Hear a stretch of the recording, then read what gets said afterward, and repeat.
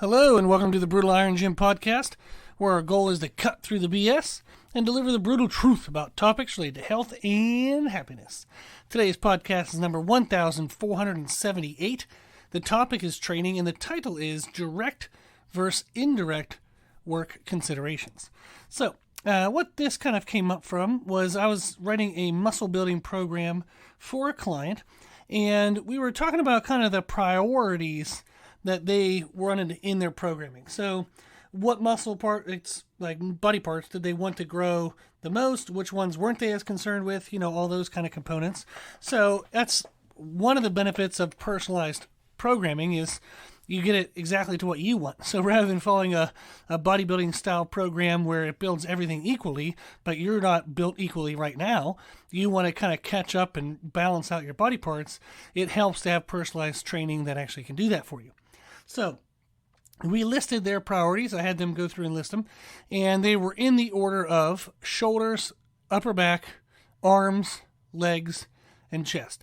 So that's kind of as simple as we broke it down. Now, within like subsections, for example, chest, we wanted the inside and upper part of the chest more than the outside and lower part. So there's differences within each muscle group as to which target areas. So for example, upper back, they want more upper trap and lower trap, more mid-back thickness than they're really worried about width. They're not that worried about width in the lats, whereas maybe somebody else is. So that also kind of changes exercise selection, and it's very fun when you want to get that detailed, and I love it. So we went through and went through that priority list.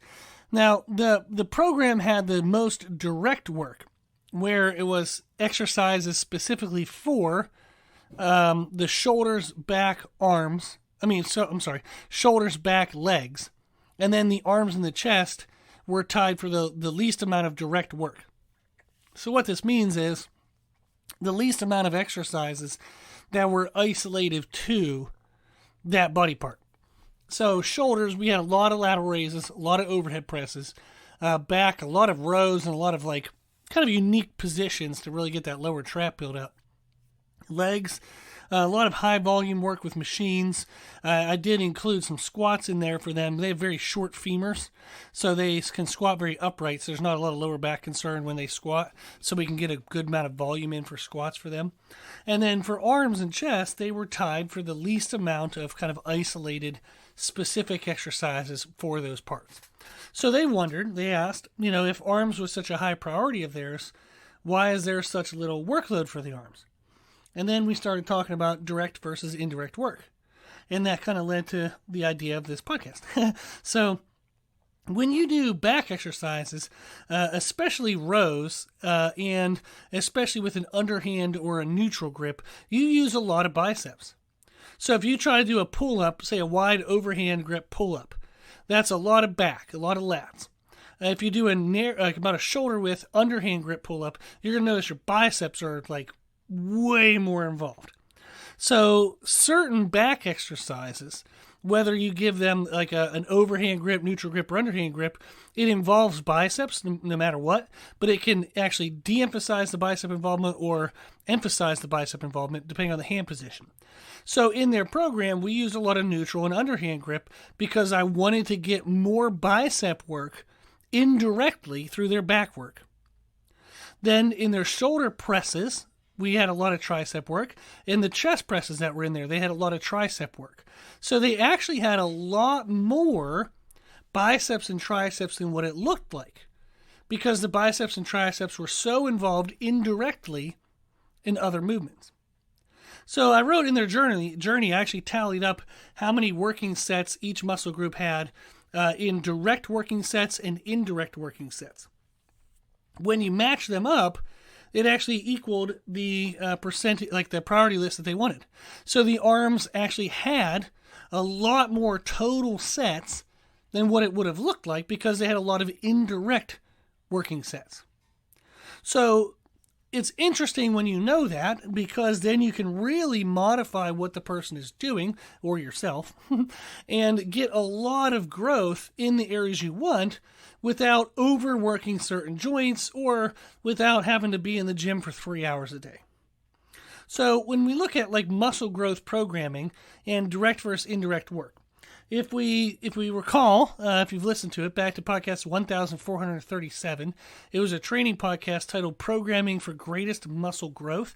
In that podcast, we talked about what programming elements need to be in place for you to have a great program that's truly built for growing muscles. One of the aspects that we talked about was the number of working sets per week per body part. In general, and they've done a lot of studies, and there's, a lot of, you could find some debate about it, but I'd say, out of the majority of programmers and like trainers who write muscle building type work, they're going to agree around about these numbers, is 10 to 20 working sets per body part per week. So if I want to grow my chest, I should have 10 to 20 total working sets each week for my chest. Not warm-up sets, actual working sets. And working sets should be taken to good form failure, or maybe 1 or 2 reps short of good form failure. That's considered like a working set. Now, if we know that okay, I want to get somewhere between 10 to 20 working sets. Now that's direct working sets and indirect working sets. So body parts that are more indirectly worked, they need less direct work. An example of that would be biceps and triceps. Biceps, if you do a lot of back work, they're going to be targeted and worked through that back, the back exercises. Triceps, if you do any kind of overhead press, any kind of chest press, your triceps are going to be worked. So they have more indirect involvement in other movements. Therefore, they need less actual direct work, like isolative type work. But there are body parts that are very minimally involved in other movements, such as the middle shoulders. If you want to get like wide shoulders, you got to do a lot of lateral raises, right? So the middle of the shoulder muscle doesn't really get involved in anything else. So it just kind of chills and does its own thing. So since it's not indirectly involved in many things, you have to have a lot more direct work. So body parts that are involved in a lot of other exercises need less direct work. Body parts that are not involved in anything else, they need a ton of actual direct work. So it's really important and very helpful to know that, so that way you are balancing muscles properly to that person's needs or your own needs. And then you're not, like I said, overworking the joints or overstressing the body or being in the gym forever. Or you might be like me back when I was in like high school. Instead of paying attention to math class, I was trying to write out the perfect workout split for each week. So, okay, I'm going to train biceps on this day, triceps on that day. But if I put calves on the front of this day with lateral raises on the front of that day, all of a sudden I can get these body parts in. And I was trying to make like the most perfectest kind of weekly split for workouts. But what I didn't know at that time was the benefits of indirect work. So I didn't need to isolate every single body part for 20 working sets every week. Ridiculous. Absolutely unnecessary. And good luck trying to get all that in. And out eating that so you actually grow. You might be able to have the time to go into the gym, but can you freaking eat, 4,000, 5,000, 6,000 calories in order to get enough growth? So, for example, I weigh 280 to about 283, I think. I weighed myself yesterday. 283, you can kind of sort of see my abs. I'm pretty heavy. For me, if I only eat 4,000 calories one day, that's not enough. That's an under-eating day. I would actually miss out on muscle growth on that day if I only ate 4,000 calories. So I have to eat more around 5,000 to 6,000, which is a pain in the ass. I know that sounds like, man, I'd love to be able to complain about having to eat that much. I'd love to be able to eat that much. Not every damn day. I promise you don't want to have to eat 5,000 to 6,000 calories every single day. It's annoying. But what's more annoying is not looking the way I want. So I'll do it. I'll eat the way I need to eat to look the way I want, and I'll deal with that. But it is interesting is because sometimes people will say, I don't mind being in the gym for 2 hours. Okay, but you have to out-eat that. Like you don't grow when you're in the gym. You grow because of what you do in the gym, but it's actually when you're outside of the gym that you actually grow. When you're in the gym, you're tearing up muscle fibers. You're depleting your body of carbs. You're wearing it out. You're beating it up. It's like in the worst physical state it could be in by the time you're done training. You're not bigger from training. You're destroyed from training. Then you have to eat a bunch of food so the body can fix what it already had, let alone build new structures like new muscle tissue. And you have to be really good with stress control. You have to be very good with sleep. You have to nurture the growth process outside of the gym. So in the gym, you beat the living crap out of yourself. Outside of the gym, you pamper the hell out of yourself. That's the way it goes if you want to be freaking massive. So it isn't only, I want to make the perfect workout. I also want to just make the process easier for myself. Rather than trying to get 20 working sets of every single body part and having to eat 10,000 calories a day, if I better understand direct versus indirect work, I don't have to be in the gym that long. I don't have to eat that damn much, and I can actually grow and still balance my priorities of work, relationships, finances. Maybe I'm not spending as much on food now because I don't freaking need that much. That helps a lot. So there's a lot of considerations outside of just making the perfect workout when it comes to, understanding programming. There's a lot more to it. Now, the other thing you want to look at, and this is true for strength athletes and a lot of CrossFit coaches I work with. CrossFit coaches, when I work with them, there's never, ever, ever, is there a lack of a desire to do the work. CrossFit people are insane and they overdo everything. So they're one of my favorite groups to work with because they'll never not do anything. Like if you tell them to do something, they're going to do it. There's never a doubt whatsoever. But then it means there's a high responsibility is you have to make sure that what you tell them is good because they're going to do it. So they're going to do everything to the millionth degree. But it's super fun. I really love working with CrossFit coaches. And one of the things I notice with them, as well as with strength athletes, is the importance of understanding direct versus indirect work for the lower back. So for example, if you have a day where you do, I'm going to do squats. Then the next day, maybe you do some upper body. You do some bench press. Maybe after bench press, you do some barbell bent over rows because it's supposed to be a really badass, really good exercise to build up the upper back. Then the next workout day, you're supposed to do deadlifts. Well, that was a horrible combination because you just used your lower back 3 days in a row.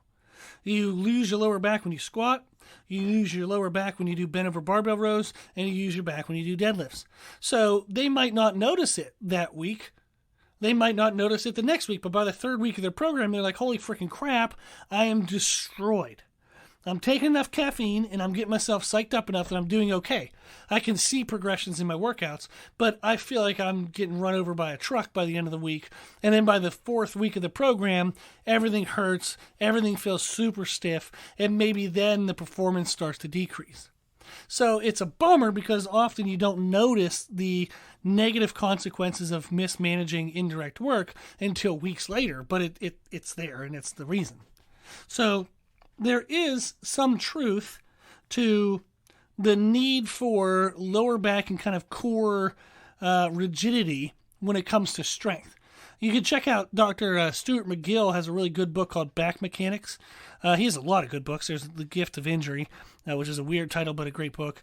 A lot of good books. So you can check out anything by Dr. Stuart McGill is pretty damn good. But the book Back Mechanics would help understand this as well, is you do need some rigidity in your core muscles to be your strongest. However, that doesn't mean you shouldn't still do mobility work and keep your hips loose. Not loose necessarily, but like just a free range of motion. You need to make sure that the muscles, your internal, external rotators of the hips, can move through the full range of motion that you need them to, like say, for example, in a nice deep squat, without compensating or pulling on your hip positioning.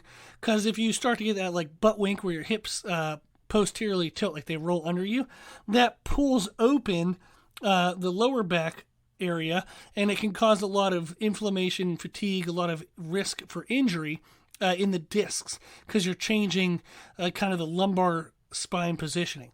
So there's good rigidity to the core, but you still need to have good range of motion availability in your internal external rotators. So the muscles deep in, like under your gluteus maximus, there's all those small little muscles like piriformis is one that we might have heard of.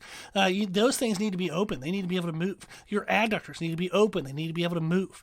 So there is a balance when it comes to having rigidity for stabilization and safety in the lower back, but yet you have to have available range of motion within your hips, so that way you can actually properly control your core and back positioning through large lifts.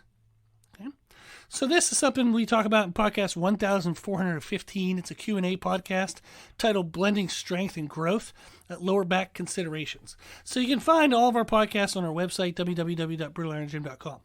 Now, this is stuff that is very helpful to know, and if you manage it correctly, you can have really great results, whether that's muscle growth, whether that's strength, whether that's CrossFit performance, whatever your targeted goal of performance might be.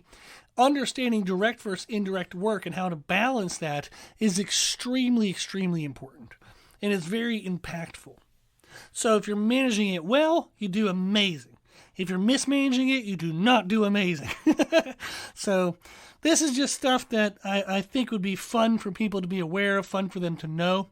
So that way you can learn how to just basically avoid issues that other people face, or if you are facing these issues, all of a sudden you start managing these components and wow, you feel so much better, you look so much better, and everything just seems to be going a lot better.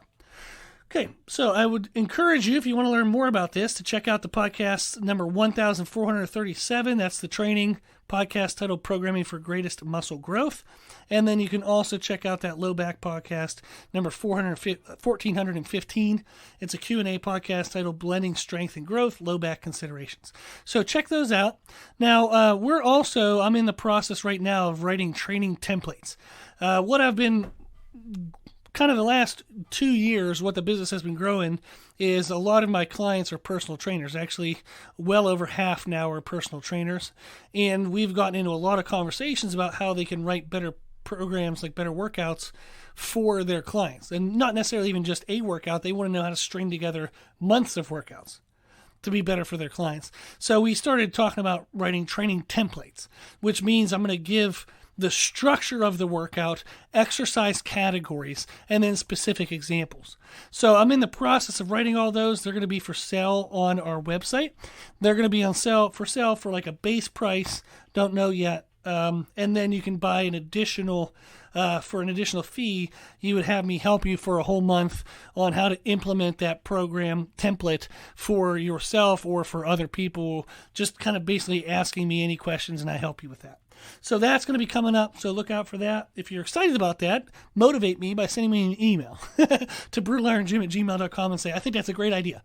And thank you, because that'll encourage me to stay up and get all that stuff done. Cool. Okay, well, if you want any online coaching, if you want me to help you with programming like I did with this client and with all my clients when we factor in all these components and much more into the programming, just reach out. Our email is brutalirongym@gmail.com, and you can learn more about our online coaching services at our website, www.brutalirongym.com. Awesome. Well, thank you for listening. If you have any questions, send me your questions, and I'll answer them. I'll make a podcast for you. Again, our email is brutalirongym@gmail.com. Well, thank you for listening. If you like today's podcast, please share it. The more people we share the podcast in general with, the more people the podcast can help. The whole point of why I wanted to do this for free and keep it for free without a ton of commercials, without trying to make money out of it. I just want to present good quality information out into the world, and I am totally blessed that I have this opportunity to do it, and I love it. So please share it so that way we can fulfill the purpose of the podcast. And then thank you to those who donate to help keep this free. The podcast is well over $1,000 a year for hosting costs. I give an hour to it every day, and we're going to keep it for free. The donations that people give per month really do help to pay some of that cost, so I really appreciate it. If you want to donate, you can do so at our website, www.brutalirongym.com. There's an option there for a one-time donation, monthly donation, yearly donation, even just $5 a month. It does add up. It does help, so thank you to those who do that. If you like the information we share in our podcast, you can find more from us on our social media channels on Instagram, Facebook, Twitter, and YouTube under the name Brutal Iron Gym. If you have any questions, feedback, suggestions, anything that you want to know, let us know at our email, brutalirongym@gmail.com. As always, I hope this was helpful, and thank you for listening.